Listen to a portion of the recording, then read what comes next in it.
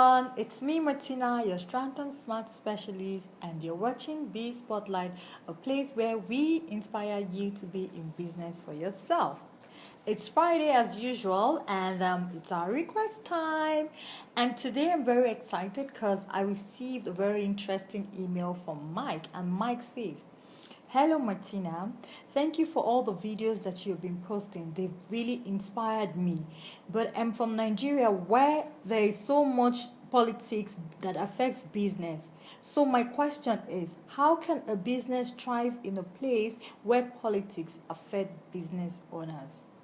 Thank you, Mike, for writing. And I totally understand how it is. And I just want you to know that when it concerns politics, it's not just in Nigeria. Politics are being played everywhere in the environment, with business, in the workplace. And different countries and different regions face these issues differently. So for a business owner, the way that you do business in America or in Canada will be different from how businesses are operated in Africa or in Asia, and in this case in Nigeria. So before I tell you how a business can strive in those kind of environment, it is very important that you know reasons why businesses are not thriving in the first place. So there are a lot of factors that affect business owners. There are a lot of challenges that people face in this type of environment, and one of such factors or one of such challenges is security.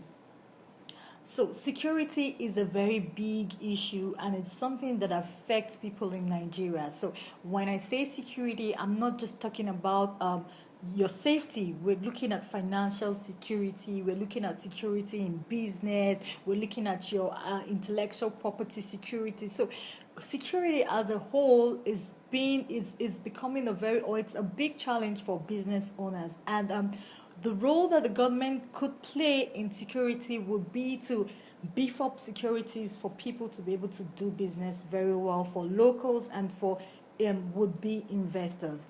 So if you can notice, in Nigeria you do not have like a proper ID system that is put in place, and this is the reason why there's terrorism, as we can see with Boko Haram. This is the reason why there's money being laundered here and there. And with all these things as issues, people cannot do their businesses properly. Two, you have the poor infrastructure. So Nigeria lacks the infrastructure and logistics that supports business owners in her country. So you would notice that this affects it directly, affect business owners directly or indirectly, as you would see that if you would be a company that wanted to do manufacturing, for instance, your overhead cost would be a lot, in the sense that you'd have to cater, or you'd need the financial muscle to cater for your own infrastructure, like a factory, like getting your own power supply, your electricity, and other basic amenities that you need to run your business. And this is a very big challenge in thriving in Nigeria. Three will be the poor power supply. So according to the Transmission Company of Nigeria, TCN, Nigeria currently produces about 4,000 megawatts of electricity, and which we all know that is not enough to serve for 170 million people that we have in Nigeria. Currently, Nigeria as a country needs about 10,000 megawatts of power supply. So we see that it's not enough. And in Nigeria, 40% of these manufacturing productions actually goes to electricity, as with other countries, which is 5 to 10%. We can see that electricity is one of the major problems, and it affects business owners, and they're not able to strive because of poor power supply.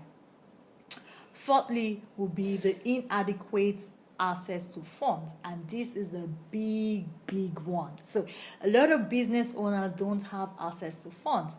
The financial banks are not willing to loan people money, and you can't get money to do your business. Capital seems to be a big issue for people. As a consultant, one of things people always complain to me about is, oh, I have great ideas, but I don't have money to start my business. And this is one of the big issues that business owners in Nigeria have, and it stops them from thriving because they don't have access to funds.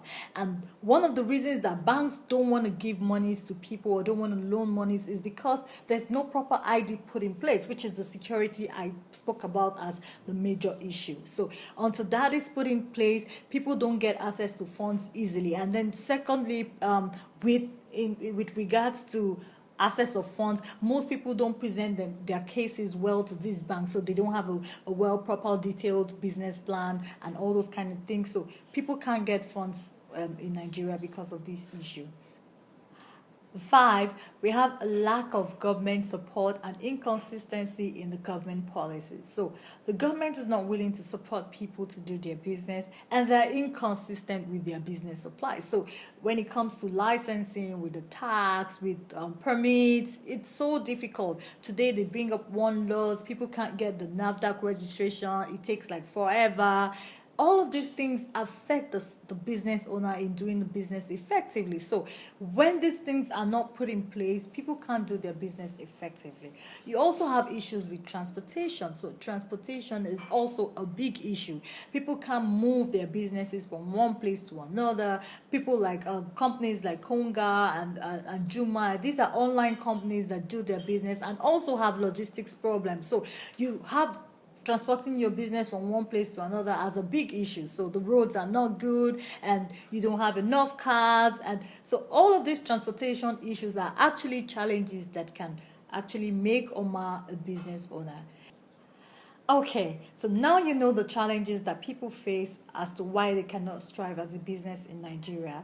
In part 2, I'm going to tell you how you can strive as a business owner in Nigeria. So don't go anywhere.